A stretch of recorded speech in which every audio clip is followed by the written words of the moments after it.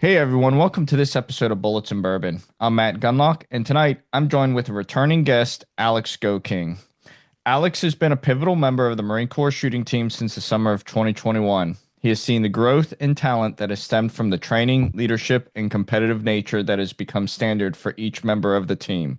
Tonight, we're doing a retrospective from Alex's time on the team to get a behind the scenes view. Before we start, Alex, is there anything you'd like to lead us off on? It's gonna snow here in a few hours, so if you're in Virginia, this was recorded around the time before the snowfall of Snowpocalypse. 25. I think it's just gonna be a snow session, maybe a little bit of yeah, nothing crazy. Yeah, right now it's January 5th when we're recording this, and I think this is getting released in like March or April.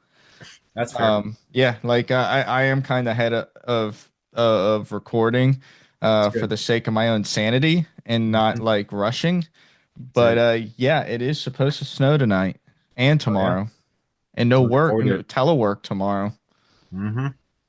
So, kind of kick everything off and everything, I know the answer to this, and you and I have had many discussions on this one topic here. But when you first were asked to come to the team, what were your initial inclinations and feelings about leaving your MOS to do something like the shooting team?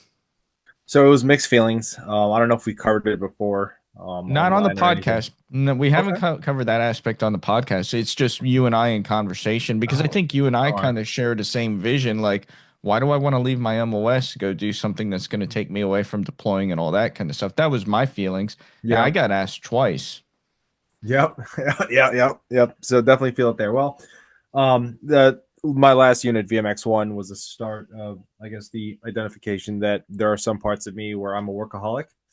Um, I had a lot of self-imposed work that I wanted to see through because I knew what effect it would have. Minute but still important to me. So I felt like when you're like playing a video game real hard and then somebody starts texting you, even though it's something good, it's like, don't bother me right now. I'm trying to grind Yep. on War Thunder.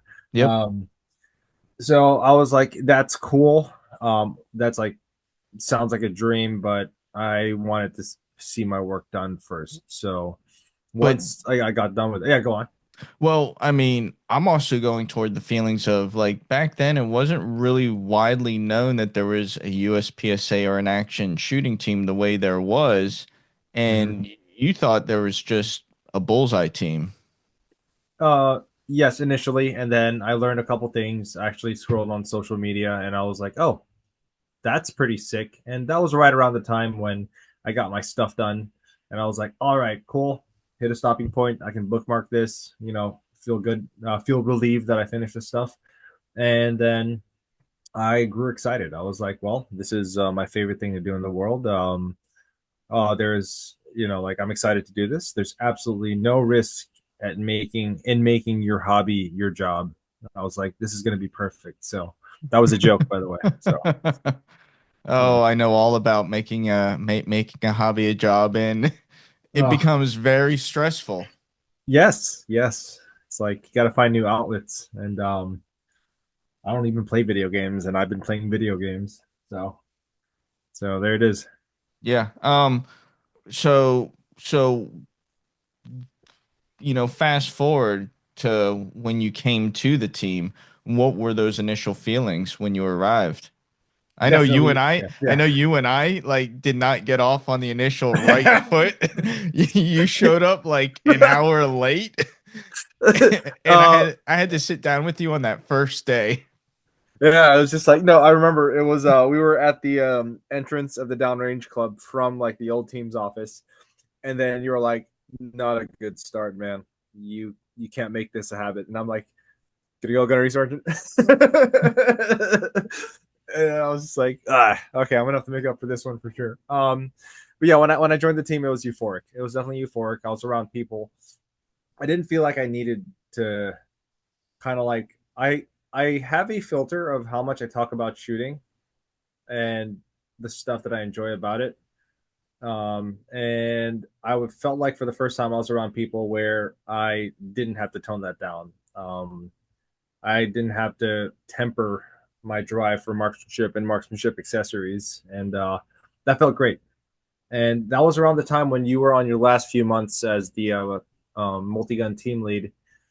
No, it's the And staff and COIC of the team oh yeah, Steph and I see the team. That's right, because because Master Guns Capco wasn't was there on his yet. way, and yeah, Yeah, that's it. So that gave me and with Hudson there, it really gave me the, and I cherish it to this day, the few months where I got to be a pure instructor competitor, where all I had to worry about was go train, go do the stuff, freaking go set up some stuff. It was great. It was such a good time for me. Um, and obviously, when I took team lead, it was like, all right, I quickly saw to what extent it wasn't going to be about me anymore, which it's, that's, it makes sense. It's like, yeah, I came here to be a team lead slash staff and COIC of the team. And, I got better and better at prioritizing what I did over time. But definitely, it was great. Like those first few months, I still have pretty strong memories of it. Great time. well, you did a really good job of delegating too. Like, whereas, like, I wanted, for me, my whole thought process, and for better or worse, for me, I was of the mindset of, Coach, you tell me what we need, and I'm gonna go ahead and take care of all the administrative stuff. And, that worked for me because it gave me a level of control to make sure that everything got done. And I knew everybody within the battalion that I needed to hit up, Mhm. and I Yep. could do that. Whereas for you, you gave more delegation out and allowed more people growth in those positions. So when and if they go back to the fleet, they don't get blindsided whenever they're like, "Hey, I need this request and I need this request," and it gave levels of growth. I appreciate the compliment. However, I'm gonna have to be real with everyone listening. I did not truly delegate until about a year and a half ago, because part of me felt like I'm gonna do this work so everyone else can be happy. And then it's just like the downward spiral that freaking bond with the totem pole, Steph and CO thing, where you're like, I'm gonna crush everything because that's what I need to do. Only recently did, until like I've literally had people tell me like, hey, you got to delegate a little bit more, and I'm like, you're right. And yeah, I got a little bit better. So even at that time, like, yeah, but I appreciate that. It's definitely a weird hurdle. You grow up thinking that you got to do everything, then you Yeah, pick up a rocker, and then suddenly, when you do everything, you are now wrong. And that was a pretty difficult hurdle for me. yeah. No, and I get that. Like, as a staff and COC of the team, I told all the staff and COs, get me all your requests. Get like, and for the ammo and range stuff like that, they could handle that themselves. Like, I let them do all that stuff Mhm. themselves because they were fully capable. But when it came to, you know, hey, I need open purchase requests. What gear do you want? All that kind of stuff. Like, Mhm. that's the type of stuff that's like, okay, this is money. We're handling money now. Let's do this right. Absolutely. And also, credit where credit is due. I'm never going to be able to say this again in my career, and I know it's almost like one of the greatest things to ever hear. It got to a point to where I literally had one of the guys on the team literally look at me one day and was like, "Give us like what? Give me something that you are doing right now." Because I Hmm. was all over the place that day. It was just one of those like red line days, and he was like, "Give me something you're doing right now," and that slowly morphed to like, "Is there anything I can take off your hands?" I was fortunate enough to have a bunch of dudes on my end with a 3-gun team where people, I actually, it was confusing for me because it's like, wait, you are upset at me because I'm not giving you enough work. Like we literally had to have like a sit down, like pretty much like give us work. I'm like, I've never been in this situation, gents. I give me a second to process, and that kind of started it. So the guys the have really helped me out on that a lot. Like I can't even begin to describe it. Yeah, I'd say like the generation of guys I had on the team, they were freaking amazing. Hmm. They were awesome to work with. And and I just, maybe it's just from the outside looking in. It just seems to have gotten better and better over time. I think every generation of team has their ups and they're rock stars, and it just seems like everybody that you have on that team currently are just nothing but rock stars who are just so willing to step up and take the reins. Hey, there's still a human dimension Hmm. everywhere. I appreciate that, and I mean, everything has their pros and cons, and you always look at different generations of the team, and you're like, well, wow, those guys did that, and we're struggling to do that, and it's also kind of like a reminder that there are things that we do now that even other people appreciate, which is it's kind of it's great, it's affirming. Thank you, Matt. Yeah, no, absolutely. Giving credit where credit's due. Like everybody from the OIC to the staff in COIC, to the individual team members. Like I love going around and seeing the team because like it's just upbeat and everybody just they're there to work. Like Mm-hmm. and they don't waste time. Like you guys are very efficient with the time that you do have, because you have seen the best and you have seen the worst, and you're maximizing everything that you guys have. Wow, I guess, Um, yeah. so we're gonna go into some of your life history. You started your competitive journey shooting USPSA. And I think we actually covered some of that in a previous episode, like, in the Philippines and all that stuff Mm-hmm. and where Mm-hmm. you all started. But when you arrived to the team, you were told you were going to be shooting three gun. What were Yeah. your feelings? So, this is actually a phenomenal question because the answer that I can give you now is nothing like the answer. Well, something like it, but probably a more polished product than it would have been even a few months ago. Um, like it took me about 2 to 2.5 years to fully process and understand how I felt and kind of how I grew from it. But to start off, it felt like having a wrench thrown in my plans. Like I was going hard. I was not making that much money, and I already had like my USPSA gear, had all that stuff, found the division I enjoyed the most, and yeah, I felt like a wrench was thrown into my plans. Like, okay, so I had some goals, but that was going to be put on pause. So there's a little bit of like, but obviously, like we don't dwell on things like that. We just get back up. But it didn't fully like my feelings on it didn't fully mature until down the road. And it started with when I did the first few three gun matches. I was like, okay, I didn't understand why it wasn't as fun for me. And fun it's super subjective, obviously, but I wasn't getting something out of it, and I didn't know what that was. On paper, the idea of three gun, if we were to do simple math, it should be three times the amount of fun because more guns, more fun, right? Like hell, there's a lot of people that don't shoot any competition at all, and they see that, oh, you're using three different guns, that's pretty freaking cool, and they want to get into that. Hmm. But I didn't embrace it completely yet. And then I started to piece it together. In USPSA, I can enter a field. I can enter a 32 round field course and enter what is a flow state. So the flow state is like it's like the ultimate. It's your optimal level for performance, where speed, accuracy, control, all those things happen automatically, and it's euphoric in a manner to where you're not fully in control. You have input, however, it's like you hit play and then you watch everything go, and it's amazing. It's such a great state to be in, and I found that, oh, I'm not feeling it in three gun.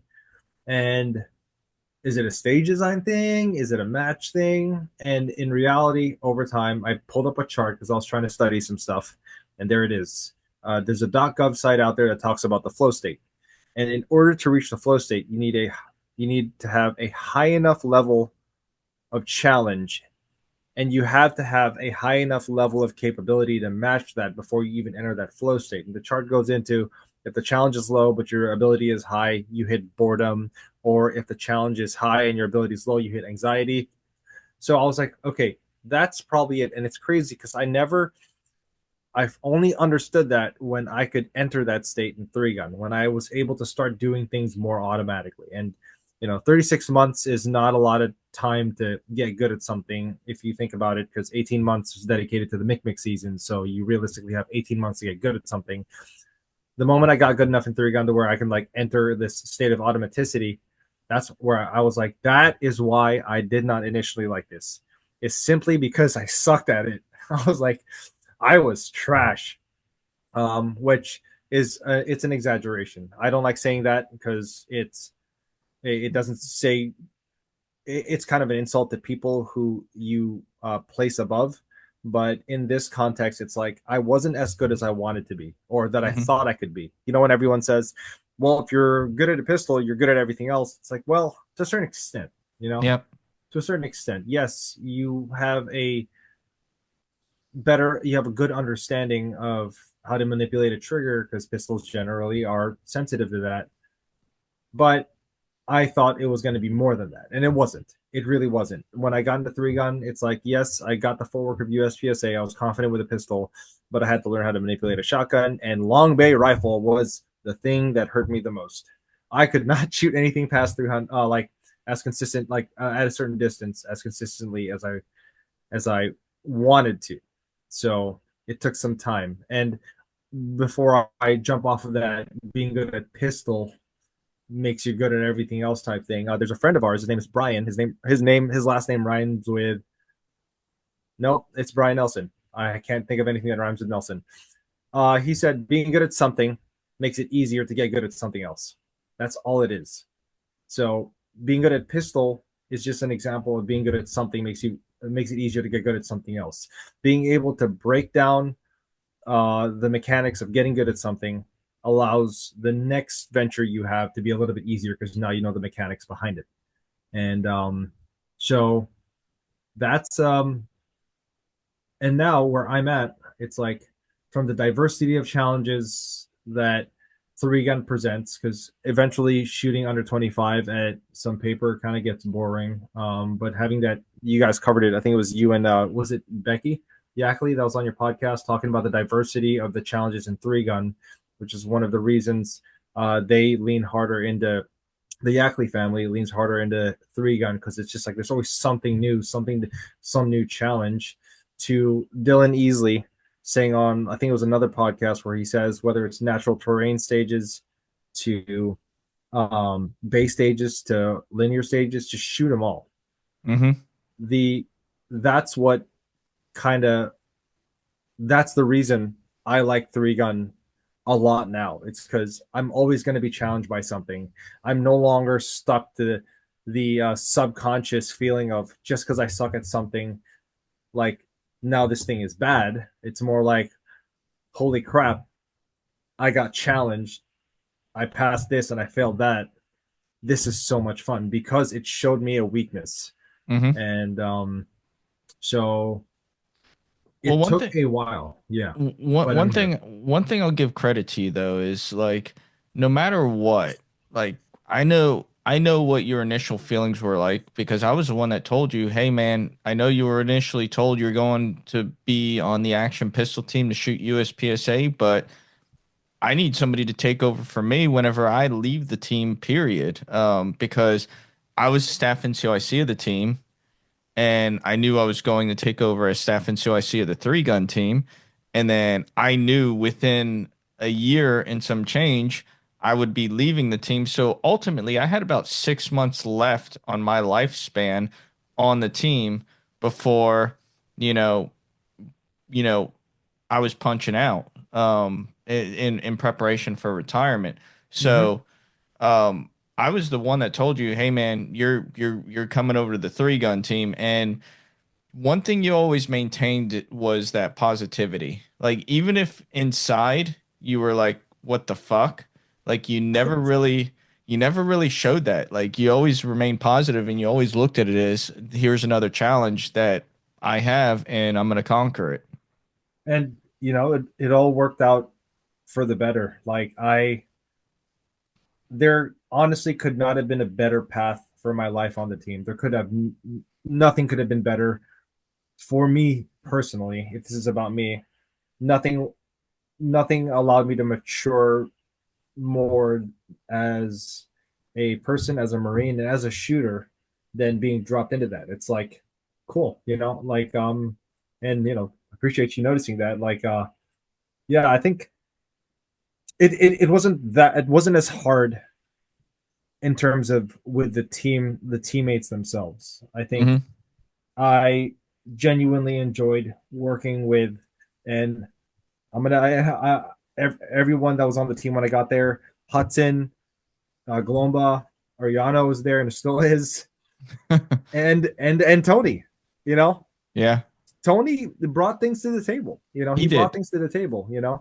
Um, uh, to include 7 yard bill drills with a 3 gun rifle. But Tony, everyone brought something to the table, and it was great. So that was a great thing, and everything I had to deal with from that point onwards was just the small things that kind of like bugged me, like that. And I think you and I are a little bit older in life where we want to find those things that are bugging us and try to squash it or try to rationalize it before it festers, before we bottle it up like we tend to do, especially from our generation.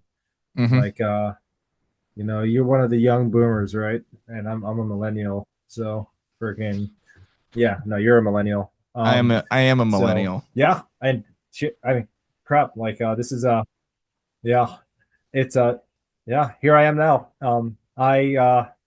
I would rather save money and travel to 3 gun matches than shoot every local I can find now. This has been wild, and I think you got a couple questions down the road where I'll expound on that further. So I'm gonna call it. Here I am. What's up? So, so you have seen a major transformation on the team from where the team was to what it is now. What was the catalyst to allow so much change to occur and become widely accepted like it is today? So this is a challenging question. This is it's like we never There's there really multiple was elements to yeah this. There really yeah are. it's like what was the most like you can probably identify certain decisive blows of why a conflict was won or lost. Whether the reason we won two world wars was a single stack 1911. That's what some people think, but in my opinion there really wasn't a single catalyst. Everything that we go through now, the things that we reap are based off of past investments. Yeah. We are not here because of the things we did now. We're here because y'all's time and the time before you Hmm. set the battle space in certain places. And now all we're doing right now is reaping the benefits and shaping the battle space for future generations of the team. And the things that do stick out, like I mean, like from before, like the things that do stick out from when we started the first few training packages from at least from our time, it's evolved to this current situation where it's like we are teaching so much during the summer season. Now we have to strategize on how we're even going to get good at shooting still. So it's like everyone wants to learn, and we love teaching. And that's the hard part. The moment Hmm. boots touch grass, we're out there having like doing what we're what gets us going, and then we realize, well, we need training days too because we still compete. So that's like it's like like suffering from success almost but the thing that sticks out is the aggression. That's what we've kept from day one to current day. We've been as a team, your generation, my generation, generation before, has only ramped up in the aggression for the program slash the mission. The aggressiveness in which we push for why we exist is probably the one constant. Whether it's conflicting ideologies or somebody else's good idea, the one thing that is stuck has stayed constant is the aggression. Well, it's And I because think, there's yeah. somebody always questioning, well, why does the shooting team exist? What do they really bring to the table? And like, there are a lot of people that really don't understand that. Mm-hmm. And so, you know, we end up showing them, like, people are like, oh, you guys just go out and compete and shoot guns. No, we do a lot more than that. We bring Yeah. a lot more to the table, and we do a lot to get as good as we get, Yeah. but we also do a lot to go out to the fleet units and put that knowledge on their plate. and people don't see that. And even in the mix, like, yeah, we're not hitting the entire Marine Corps. That's just physically impossible just by Yep. sheer numbers. But Hmm.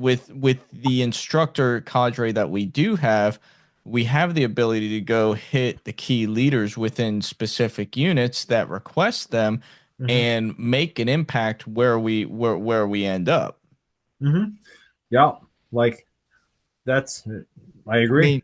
mean, like one of the repeat customers for the team, from whenever I was on there was Second Recon Battalion, Hmm. Second Force. Like those guys, I remember the first interaction we ever had with them. It was me, you, and Glomba that was out there. And at Hmm. first, like whenever Gunner Archbell was just introducing us to them, they were like kind of cross-armed, like, "Oh, who are these guys? They're just a bunch of range coaches. They're gonna Yeah. force us to to What's to an show action them how to team? shoot." Yeah, what's an action shooting team? And then, not to toot our own horns, but like when we just showed them what we were about and just acted like normal human beings and just like proved to them, I wouldn't even say prove to them, just got out there on the line and showed them this is what we're going to teach you. They were like, "Oh shit, we're sold. Like we love this." Hmm. And from that point forward, it was like, hey, when can they come back? And like we had people visiting us on the range while we were still Hmm. teaching out there, like, hey, we want to do a package with you. And like that was a turning point. And I know like when Raider and Loreno and those guys were going out and doing their MTTs, I'm sure it was much of the same. Hmm. 100%. Like, um, and like it's that would be like an oversimplification when we say that we're just normal human beings. The fact that we go out and teach like we're normal human beings is a testament to the quality of instructors that go out and teach. It's like we don't have to Quality of rely. people. Yes, I wouldn't even say yes, instructor. I would just say people. 100%. Like we don't need to rely on bulldogging our way to get the instruction done, to get the material absorbed. It's we know how to get this on the other end. It's like there's two sides of it. There's the instruction, there's a coaching piece. The instruction piece ensures that the material is delivered properly.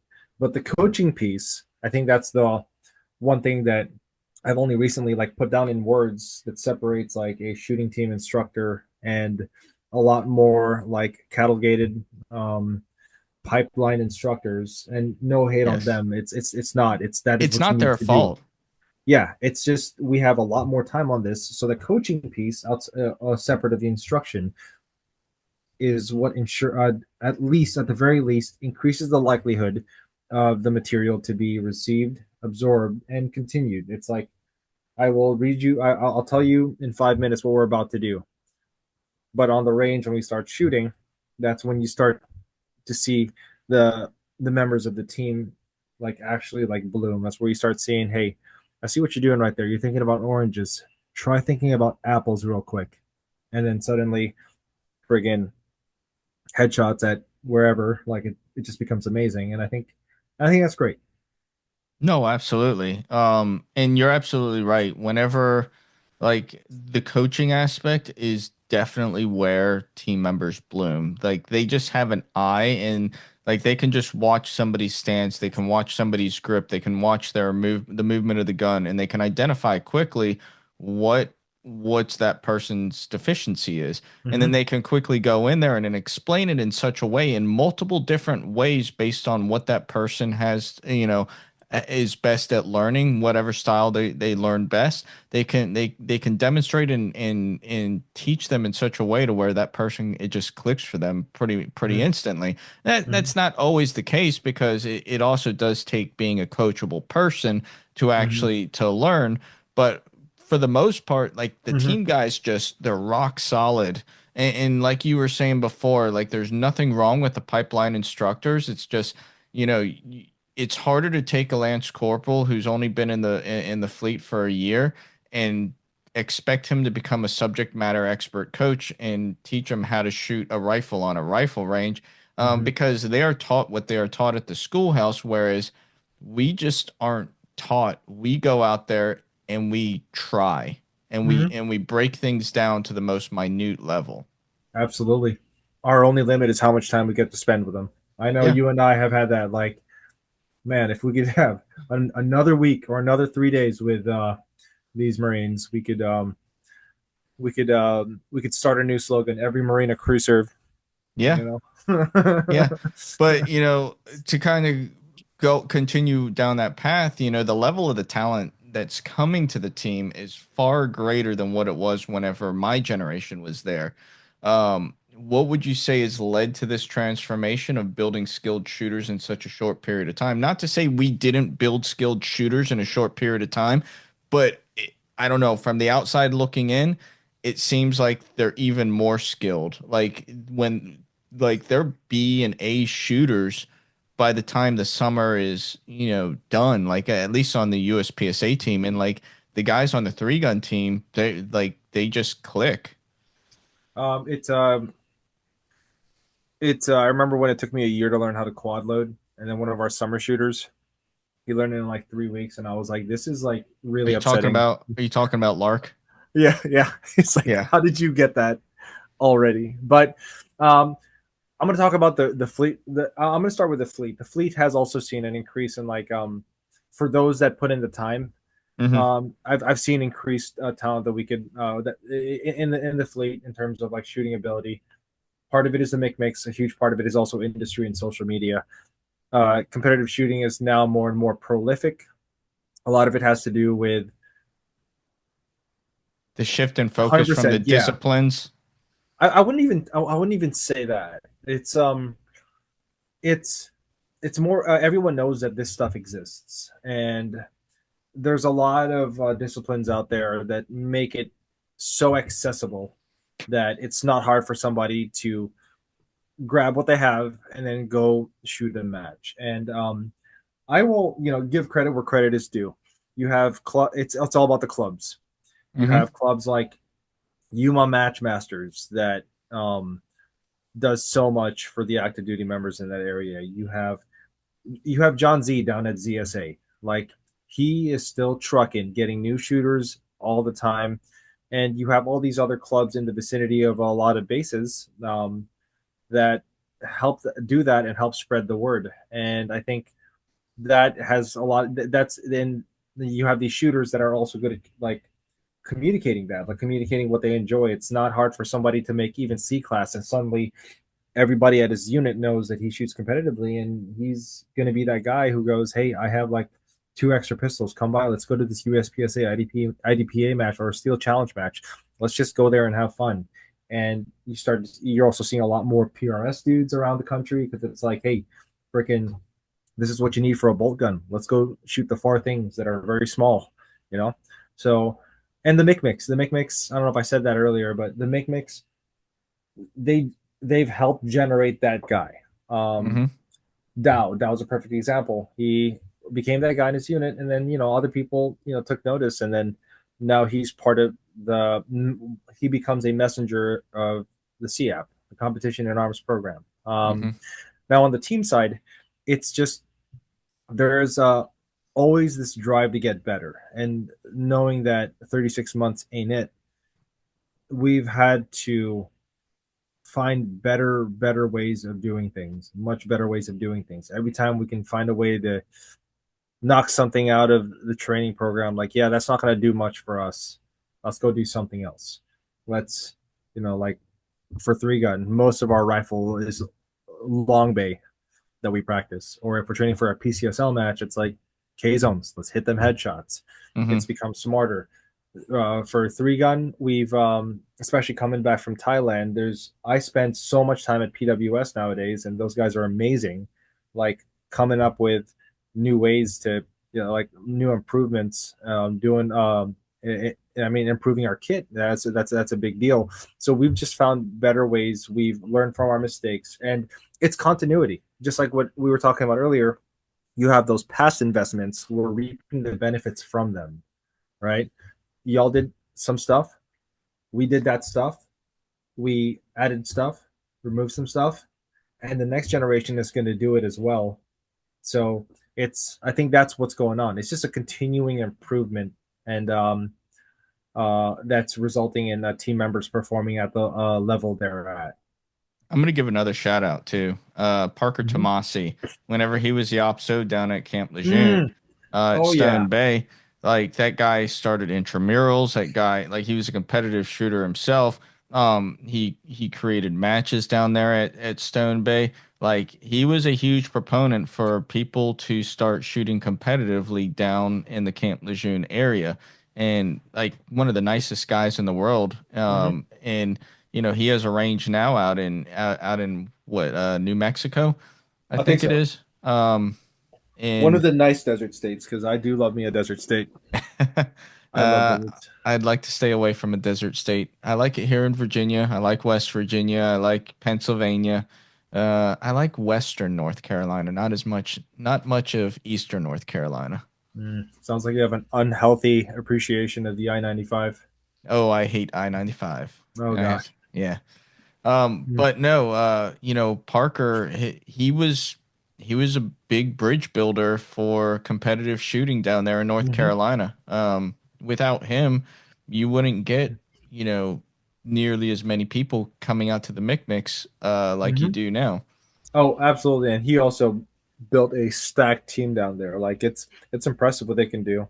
Yeah, Oh, and credit to the gunners around the community. Like absolutely. intramurals are just bumping up like crazy. I did a Zoom call with a Zoom call with um, the I forgot his name. It's at the tip of my tongue. But the gunner down at Paris Island, they were doing their intramurals, and we Not literally spent Archbell. not Archibald, but Archibald did play a part. I'm gonna look it up in a sec here, but I don't think he'd worry if I forgot his name because yeah, he chill like that. We literally spent an hour to an hour and a half just talking about stage design because he was about to design. He asked for approval. He wanted to get approval for stages, and we went through it. So I was like, "Hey, this is going to be a crazy email. Let's go talk about it on Zoom." Pulled up my practice sim designer, and we were like, "Hey, you don't want to shoot or to shoot here. Put a wall here." And he was taking it all in and just amazing. Like I'm seeing a lot of a lot of work being done by the range OICs around the Marine Corps as well, and so that credit to them as well. Like they're pushing this stuff as well, and I greatly appreciate that because they have the reach that we need. Yeah, no, you're absolutely right. I mean, not to say that the Gunners weren't a big prevalent aspect to while I was on the team, but it wasn't as big with them as it is today. Like now you have Gunners coming out of the woodwork, Mm-hmm. being like, we want, what do we need to do? We Yeah, want the success. And I think a lot of that was due to whenever the mobile training team started, like Gunners are like, we want the team to come out here and train our people. Like they took notice. Like once like Raider Loreno started going out, then you Galamba started going out and doing these mobile training teams. Like Gunners were like, oh shit, like this is good stuff. Like it was getting posted all over social media, that the team was like just going out there and crushing it. mm-hmm. And I think they're already like I think it was just the momentum that they needed to build up. I think what a lot of gunners like you know that we all know that they know what needs to be done. I think it Hmm. just helps when they're not the only entities in the Marine Corps that want to push that same thing. So it's mutual. I would say it's uh, we're helping them and they're helping us. So it's mutually beneficial because like we're on the same page here. We need to push this stuff. Yeah. So yeah. All right, so I want to Uh, shift the focus now back to you, since this is your retrospective. So mhm. what would you say is your favorite memory while being on the team? So that's the one thing I don't have a shortage of on the team is favorite memories. Like, and they're not. It's and this is such a Marine Corps thing to say, but it's not the best things that's ever happened. It's like, well, the best things that have happened contrasted to how much we had to put up with. Hmm. Um, there is no shortage. I have a million. If you told me to make a list, I'd have a gigabyte worth of notepads. But off the top of my head, make Far East 2022.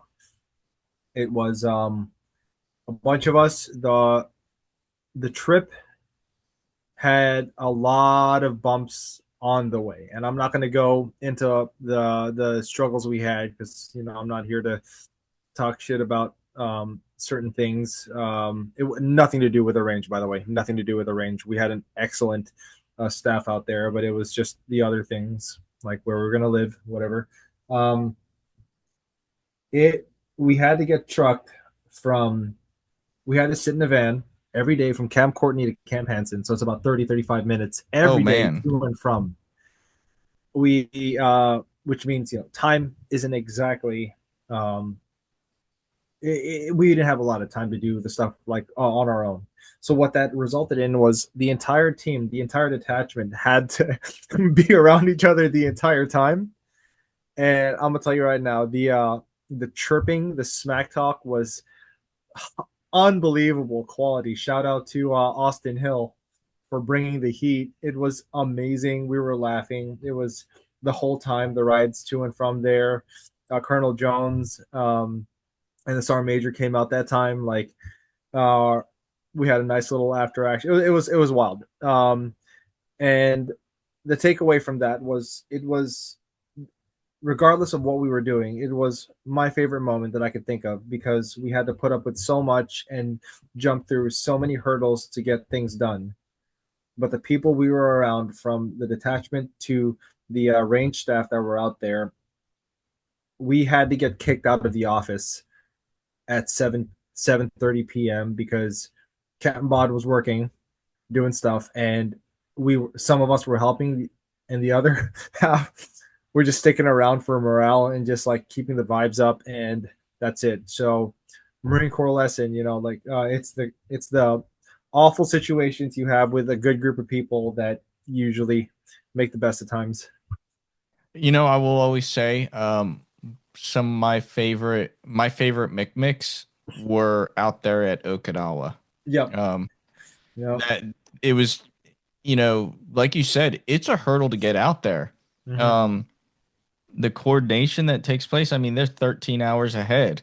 So like you're either coming in super early to do a meeting, or you're staying at the office super Yep. late to coordinate those meetings. Or, you're taking phone calls. I took phone calls while on leave before, just coordinating, targetry and all that kind of stuff. Um, but the end product, like the guys there, no matter what year it was that we were in Okinawa, they were just always so willing to help, and they were just so willing to learn, and it just made the experience a lot more enjoyable. Yep.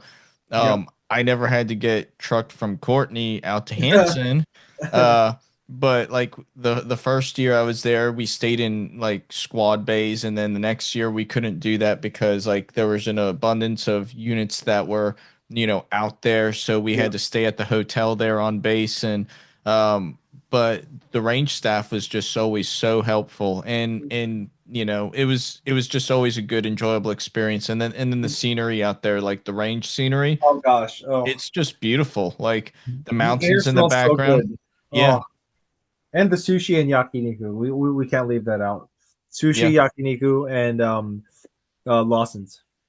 I loved it out there. My first year that I was out there, I went out there with Captain Maddox, and I remember we went to one of those sushi go round places, Mm-hmm. and Captain Maddox had the body of a Greek god, like looked like Zeus incarnate, minus the beard, Mm-hmm. just a behemoth of an individual, and he stacked 3 rows of plates about 3 to 4 feet high, and by the end of the night, and whenever the lady came to like tally everything up, she just looked at him, looked at the plates, looked at him, looked at the plates, and everybody was just laughing their ass off. The dude could just eat for days. Oh my gosh. Oh yeah. I'm like trying to measure. That's at least 30 plates. Yeah, it was probably more like 3 feet at its tallest. Yeah. We'll go with 2 to 3 feet high. Go see if you still have bring that energy over to Tyson's. There's a Kura sushi there. I mean, it's still good quality, but you're paying not Okinawa prices. So Yeah, save up. Okinawa prices were the best. Oh gosh, yep.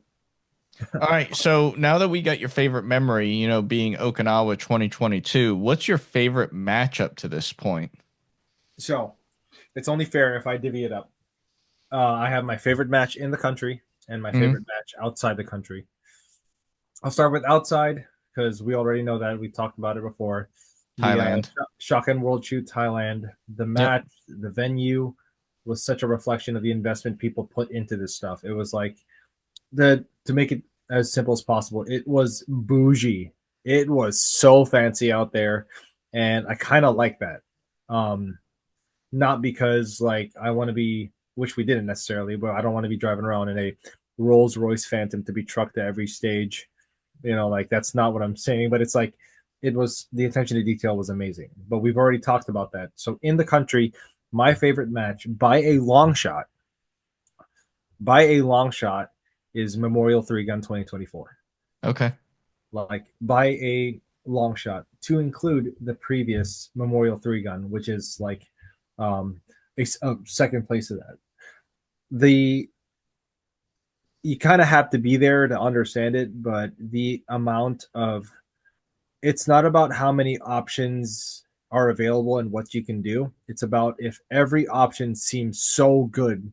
It's like I remember on a stage, it was probably the simplest stage that was there. I spent, uh, we spent so long trying to come up with the stage plan we wanted because something as simple as should I do this mostly with shotgun, some with pistol, some with rifle, or mostly pistol, some with shotgun? It was just it the mental drain that it caused was so impressive. And like I haven't said it on the podcast, but one of my normal rants is a stress shoot isn't a stress shoot like what people think. When you make me do a few burpees before I shoot, I'm gonna be tired, but I'm not necessarily emotionally stressed. You put me on a stage at Memorial, and there is a lot of stress. In fact, even if I can do everything that the stage requires of me, it was still such a mental like um challenge that I saw this as this is what we need. This is what if we could figure out a way. This is the stuff that when they say we take things back from matches and bring it to the fleet. This is such a high level, a PhD level of messing with a shooter's head that I've never seen before, and it didn't involve doing things like getting a bunch of playing cards and then freaking, if you got the King of Hearts, you do this. No, it was literally, hey, here, shoot the stage the way you want to, and I'm sitting here like I don't know what I want. I Hmm. don't know what I want. What am I going to do? So, and on top of the diversity of challenges, I literally wrote out of inspiration a TNR of the match, like a TNR manual of the match with every unique target that stuck out to me um, as its own TNR task. And I have an Excel in my other computer that's like probably if you printed it out, it would be like 3 pages long. From one match, I created a TNR manual of the things that we had to do. And Like, for those who don't know what a TNR manual is, it's a training and readiness manual. It's basically a breakdown step by step of what you need to do in order to complete a task. yep, and it's everything that it's everything training wise we live and breathe like in the Marine Corps, where like um freaking from how you conduct the team offensively, defensively to my part where I like control this number of missions in this amount of time, for again all this good stuff. And from a match, if this match was training, oh my gosh, that would be crazy. Hmm. So and And and obviously, like, we've talked to Jason Byerly on the podcast mhm, a lot. We've done live streams with him. And there's a reason why. Like, the mhm, guy is just a master of stage design, knows what he wants, and he wants to give people those options, and he's a master of it. yeah, Jason doesn't pay us money. We don't get sponsored by Zoo City or Memorial. It's just literally an appreciation of the subtle things that he provides. He drove up to me during the match and he asked me how the match is going, and I froze for a sec because I did not know what I wanted to say. He started laughing, and then I was just like, "It's not necessarily the shooting that that tends to get me at these matches. It's when I'm walking through and I see something and I think about what the match director was thinking. And when it does happen to me, the idea of like, he got me. He got me. He played with my head and he got me. That entertains the crap out of me. Absolutely. So you have a backup match, or was it Memorial from the year before? Yeah, it's Memorial from the year before. Um, well, let me think about that one because I'm trying to. I've gone to less and less matches because of work commitments. I I would say it's that. It's that I do enjoy three gun. So well, honestly, hold on. I'm gonna flip the script here. I'm not gonna say Memorial because I want to change the genre up. Uh, don't sleep on the Zoo City local in CGGR. Like I would rather go to that than because of like how easy it is to get there. Like that is a great match. Oh That yeah. match is great. Like the local that we shot earlier this year in June, I went through the same like what is going on right now. So like because I'll say Memorial and then the Zoo City locals a second. So Memorial as like a single match. Yeah, no, absolutely. I mean, I I love the locals. Like, yeah, you're not getting as much long range. It's a bay match, but it is certainly a bay match that has a ton of options that are going to make you just think, what is the best way to attack this? And it's going to like Jason's, locals are almost a major match in and of themselves with the complexity that you have to think in order Mhm. to win. Yep, yep. And it's to the point where I candy cane a stage. Slugbird, slugbird, slugbird, slugbird, slugbird, slugbird, slug. One for one, baby. Yeah, and I mean, I, I think my first Zoo City match was either December. Yeah, it was December of 2016. It was right before I went overseas, and like that was Zoo City's very first match, and that's back whenever it was known as the Carolina Guns and Gear Mm-hmm. match. Like it was Jason's very first three gun match that he had ever put on. Because prior to that, everybody went to Tar Heel three gun, and Tar Heel three gun Mm-hmm. shut down, and it turned into CGGR, and then Yeah. it just shifted from there. What a hidden gem. What a hidden Hmm. gem. Yeah. Oh yeah, Yeah. and I mean, there's a reason why. Like on the East Coast, you know, they are the mecca of three gun. North Carolina is essentially the mecca of three gun on the East Coast. Yep. You got Rio on the west, which I still got to get out and see. But like, definitely a big Sioux City guy fan. On my end. So going back toward shooting team stuff, what are some things that you believe need to absolutely stay the same, and what would you like to see change? So stay the same. Recruitment. It needs to continue to be character over shooting ability. 10 out of 10. Like Absolutely. the jersey, the big hat, the matches. These are some of the highlights of what we do. But we spend way more time doing other things that require the JJ did tie buckle, essentially Hmm. the leadership traits. Buccal now because empathy is one of them, which I agree with. To make things as productive as possible. I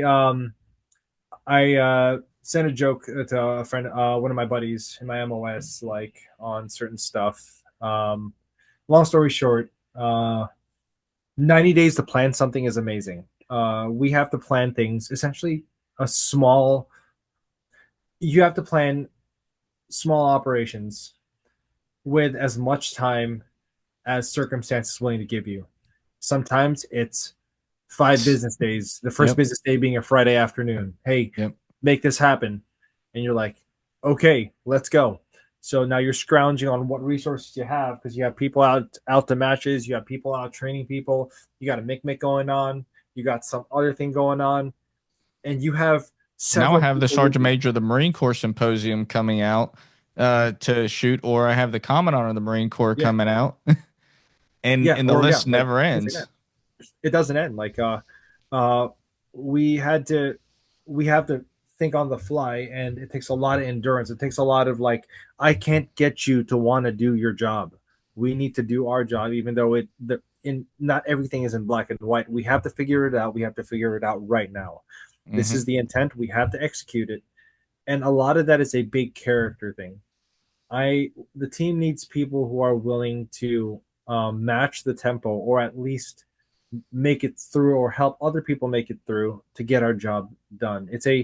It's definitely a stressful place to work in because of how much we have to do and how unorthodox the things we have to do are. Like, yes, it's great to have a checklist of what is in black and white, some left brain stuff to where, okay, cool, like you got to do this and that and this. No, it's like I'm gonna spit out the first image in my head and I'm gonna draw the lines around it. So it's the other things that we need the best people for. And like, cool, you shoot really well, but I have a hard.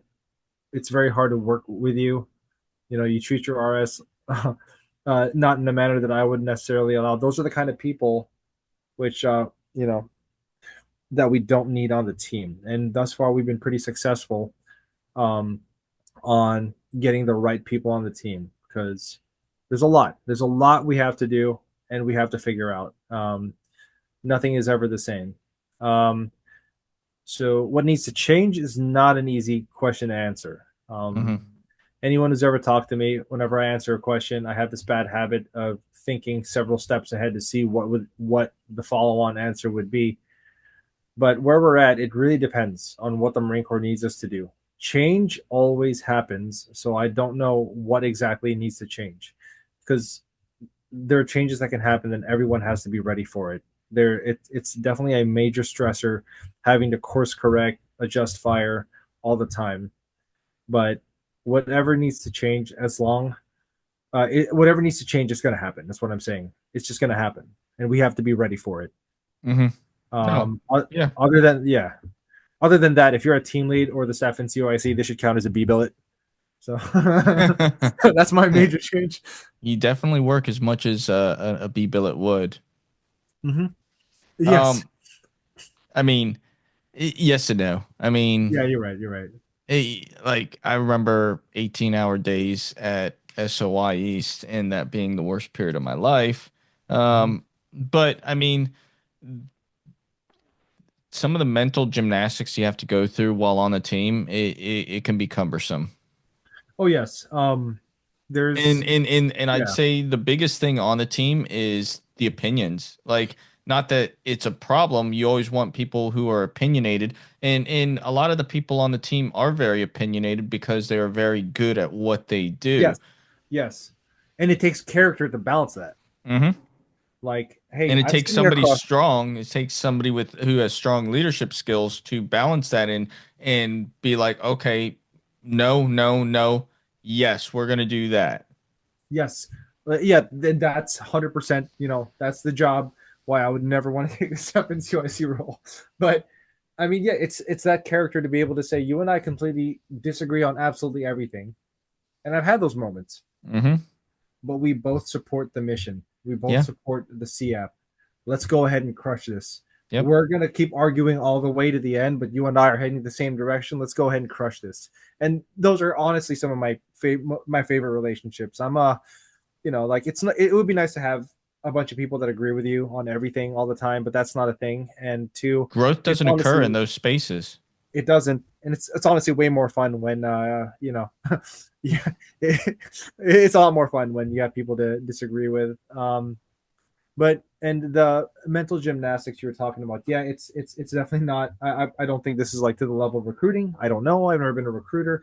However, there's this weird curse as well as a blessing of knowing that this is the mission. There are so many ways to accomplish it, and so many things you can do for the program. That one of the issues that I've run into is I don't like there myself and several others don't know where to stop. It's like, no, I have 36 months here. We need to do as much as humanly possible. We can do so much for this program, and then we just smoke ourselves all the time. We Hmm. redline because we know it's possible. And I think that's one of the other challenges. And there are some of us cursed with that. We're not going to stop. We just don't Hmm. stop. We just keep going. Drop me in another unit. I'll figure out to keep on going somewhere.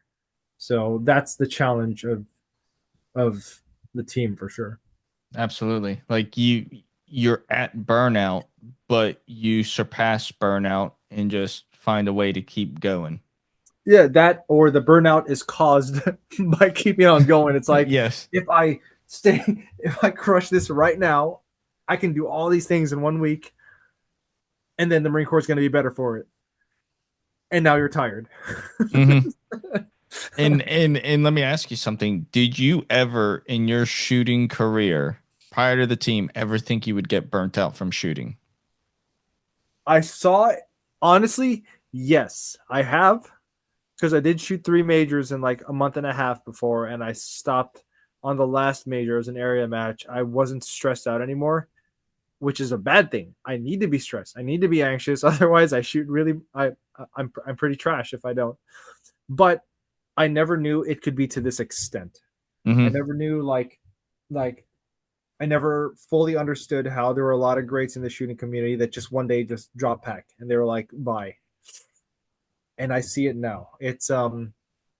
It's tough because when you do something as a job, it's something you enjoy as a job because you do things you enjoy because you do it on your terms. When you do Hmm. something you enjoy as a job, it's no longer your terms.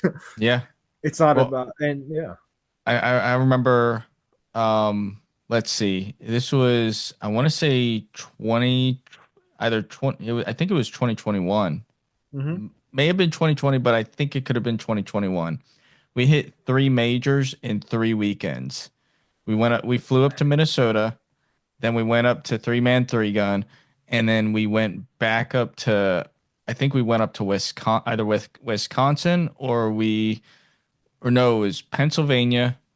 It was Mid Atlantic three gun championship up to Minnesota, and then up to three man three gun. Three Yep. matches in 3 weekends. By the time we were done traveling, Mm-hmm. we were all just burnt out. And Yeah. No. that was 2021 because like we went from like we picked up the summer shooters in late April and we had a full month to do nothing Mhm. but train. And then I came by. You guys just got back from either Three Man or Wisconsin, and then we went to Indiana, followed Yes. by Benning, I think it was, followed No, by Benning Memorial. was November. Okay, so well, we did Benning in that string of Indiana. Oh no, we went to Peacemaker, and then we went to Benning, and then we went to Memorial. No, it was Memorial, then Benning.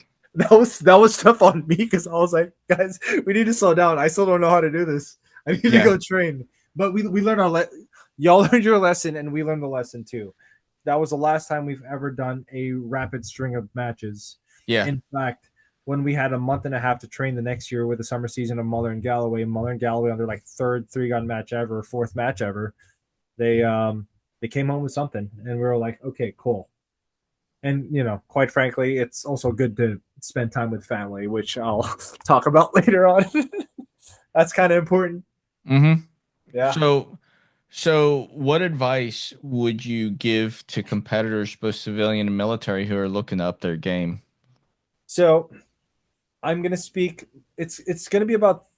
I'm coming from a three. I'm thinking about three gun when I say this, but it does apply to everything. And I'm gonna think about the super long game because we you gotta. I've There are certain things that I wish I knew early on that would have improved where I'm at now and stopped me from plateauing. But people are going to hate this answer. You, number one is the one thing I would leave to everyone, and this is so open ended, so figure it out on your own. There are some objective stuff. Understand the relationship of the fundamentals and how to apply it in your discipline, Mm-hmm. which probably means you should spend time working the fundamentals, Mm-hmm. especially like in three gun when the marksmanship challenges change constantly. You're not going to go to a three gun match and a stage is going to look like a variation of something else. There is a time and place for this stuff like that, which I think is great. Like a great way to gauge improvement. However, for things like three gun, or if you're in the military, things like life, the marksmanship challenges will never be completely predictable. In moments like that, all you can rely on is your fundamentals. Okay, cool. I'm going to a match. Oh no, there is an F steal at 100 yards and I have to shoot it out of an airplane with a pistol. Okay, sick. Sights, trigger, freaking follow through. Cool, we're good. Yep. Versus like, I've never trained on that before, so I don't know what I'm gonna do. Well, play the fundamentals.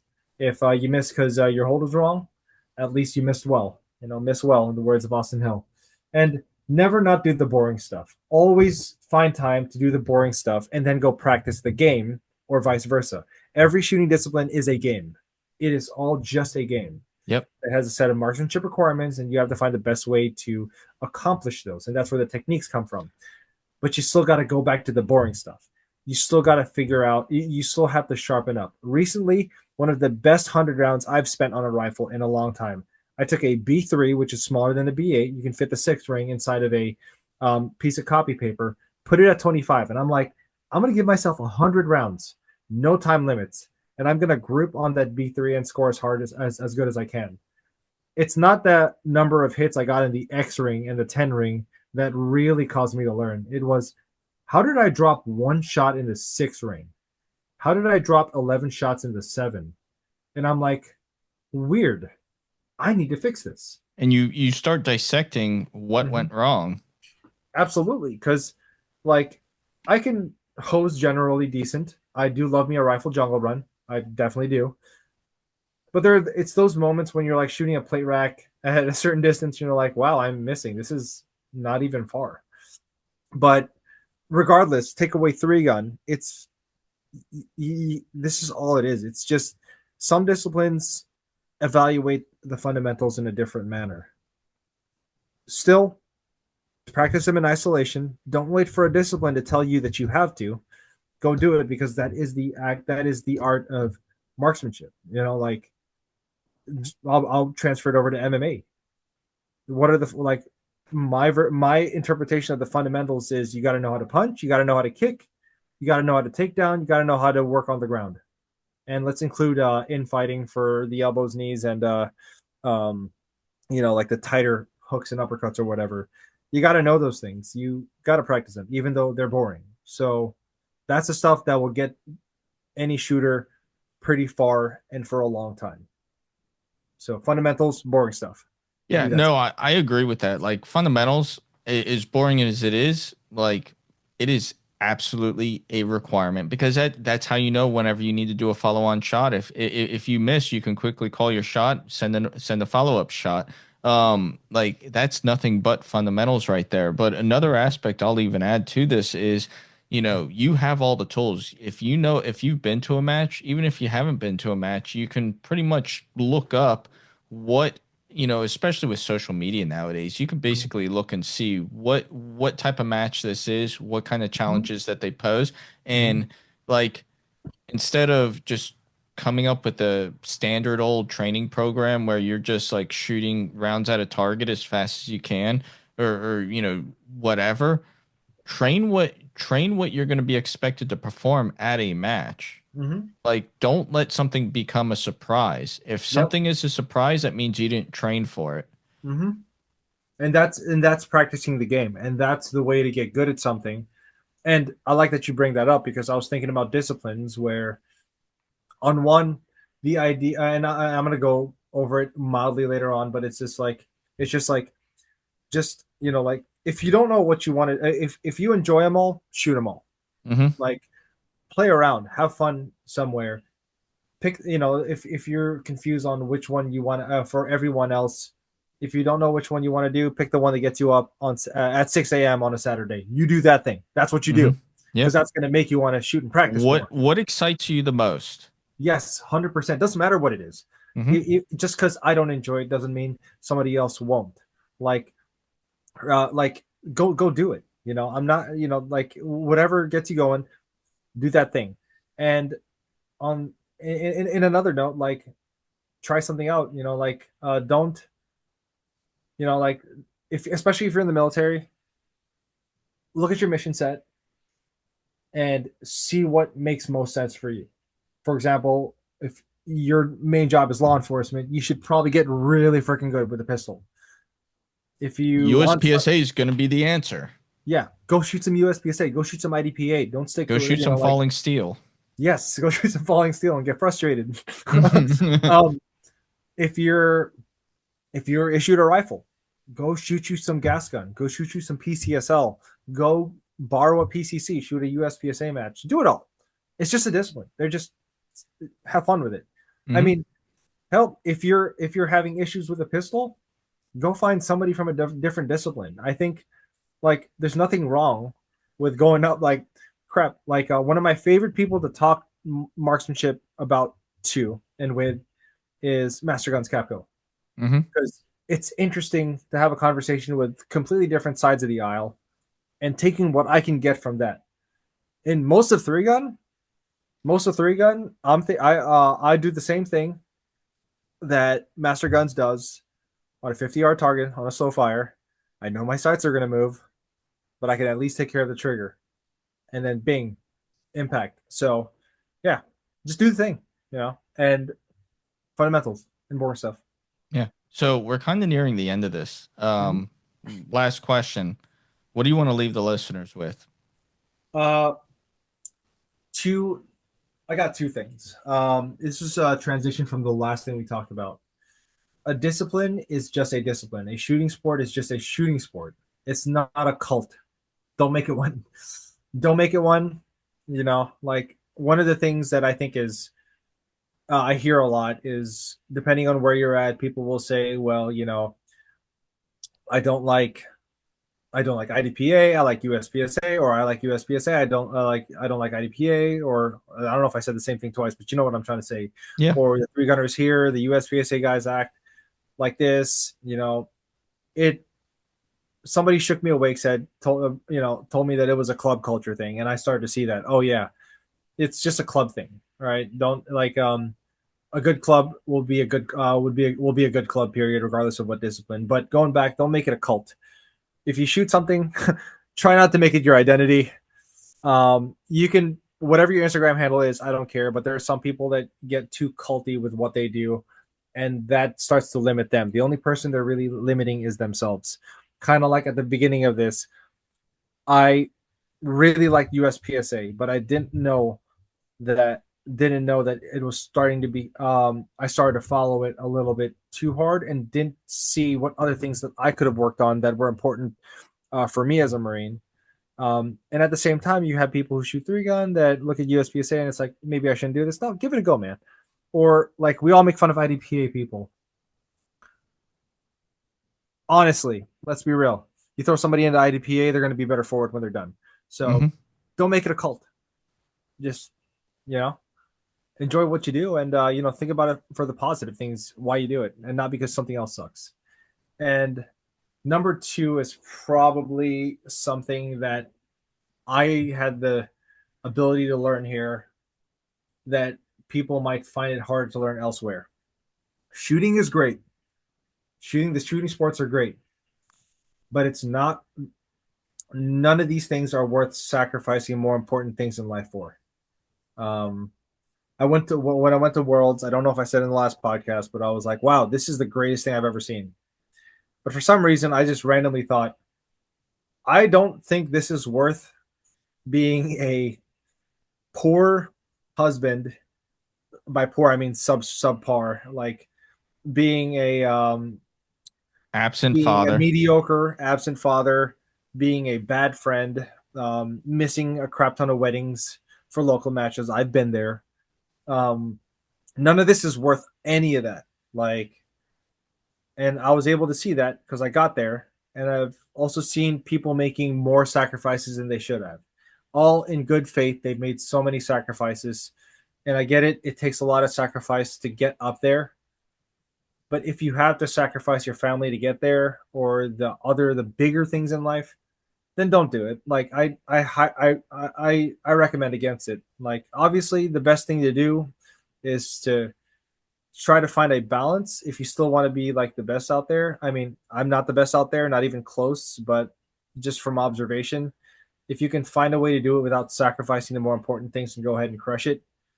A lot of that But comes yeah, straight down to communication. yeah, And it comes down to match planning at the beginning of the year. Like mm-hmm, knowing what you want to shoot at the mm-hmm, beginning of the year and communicating that. to whoever your significant other is, saying, "This is what I want to do. Can we make this fit?" And then Yep. if something like a wedding does come up, because you can't always predict when somebody's going to send you an invitation for a Yeah. wedding, Yeah. or a significant life event, um, then you're like, okay, well, I was planning on doing this, but this is a shift I need to make. Yeah. And I mean, you're at least you're thinking about it. Like a lot of us are like, oh my gosh, I'm doing good. I want to make it to the top. And we forget about those things. So yes, definitely make a plan, make those work. Because there are a lot of people that I know that I wish if I had known better, I wish I could have told them, hey, take a step back, go pay attention to the other things. And it probably would have been better. Although my words are only words. Uh, just if that helps somebody else listening, like, hey, you know, you want to don't make the sacrifices that you can't you can't go back on. So Would you say if somebody's going through a rough time and just not having as much fun to just take a break? 100%, 100%. Like, I mean, financially, that makes sense for sure. Yeah. It's like I'm going to pay money to have fun, Yeah. and now I'm not having fun. No, I would say it's always to take a break, take an off season, um, go enjoy the simpler things in life. Um, like nobody's asking you to do this 24/7. And quite frankly, if you're also worried about your performance on that note, in that context, if you need to take a break, chances are you might be better. You're probably going to be a better shooter in the long run. Yeah. Because I mean, there's no reason to sacrifice time and money away for something that you ultimately know you're not going to have fun doing at that moment in time. It happened to me this year. I signed up for multiple matches mm-hmm, and I made the decision at the very last minute to just say, fuck it, I ain't going. My mental health is more important that I just stay home and be with family rather mm-hmm. than go somewhere that I'm not gonna have as much fun uh being a part of. Uh-huh. And And then yeah, that's ammo wasted, mm-hmm. money wasted, travel I'm time away. wasted. Yeah. It and I would say that this past year has been probably one of the biggest learning points for Mm-hmm. me, and it also allowed me to kind of shift focus and find what I truly want to venture into Yeah. next. 100%. Like it's you know, it's you don't hear it a lot, and I haven't gotten to the point where it's affected me like negatively necessarily, but I'm definitely gonna like know when to pump the brakes before it starts to do that. And I mean, it wraps it up into a simple thing. I think when you said about like you're not having fun anymore, this stuff's fun. This stuff's a good time. Don't forget to have fun. I told a shooter that I was doing the QSC little staff development day, and dude asked, how long have you been doing this? And I was like, quite a bit, I guess. And then I gave him some unsolicited advice. I was like, hey, just big thing to remember when it stops being fun, pay attention to that because we do this for Hmm. fun. The benefits come with it, but don't forget to enjoy it. And what that means is have fun at your locals. Don't feel like you have to go to majors. Try to go to majors, but don't be afraid to appreciate what you have right now and just make the most of it. You know? Kind of going real quick back to the whole identity thing, and what you said there kind of resonated really big with me is like Mhm. wrapping your whole identity up into something that you do for fun, Yeah. like, like, like for me, for instance, okay, I host this podcast. I was on the Marine Corps shooting team. I shot three gun. I shot USPSA. I shot tactical games. I shot all these different shooting sports. My whole identity got wrapped up into something that was nothing but a hobby. And do I necessarily want my whole identity to be the shooting sports? In one way, it's not a bad thing, but in another way, it's like there's, us as human beings, we're so more complex than just being labeled and identified for one thing. And it's Yes. like, is that the only thing I want to be remembered for? No, it's not. For my daughter, she looks at the shooting.